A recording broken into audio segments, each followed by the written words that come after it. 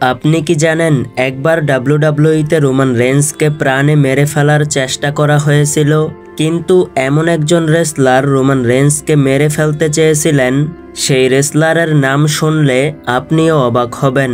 Roman রেঞ্জের এই দুর্ভাগ্যজনক ঘটনাটি ঘটেছিল 30শে জুলাই 2019 সালের স্ম্যাকডাউনের এপিসোডে।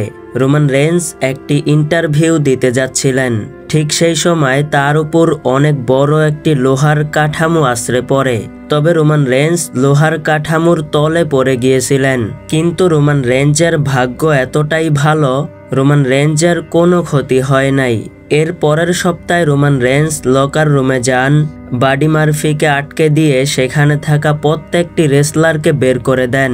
এরপর রোমান রেন্স বাডি মার্ফিকে জিজ্ঞাসা করেন তার উপরে কে হামলা করেছিল। বাডি মার্ফি সর্বপ্রথম কিছু বলতে না চাইলে রোমান রেন্স বেশ কিছু ময়মসল্লা দেওয়ার পর এরিক রোয়ানের নাম বলে দিয়েছিলেন। এরপর রোমান রেন্স এরিক রোয়ানকে খুবই ভয়ঙ্কর আক্রমণ করে একেবারে ডিস্ট্রয় করে দিয়েছিলেন। আপনি রোমান রেন্সকে কতটা পছন্দ করেন অবশ্যই কমেন্ট করে জানাবেন।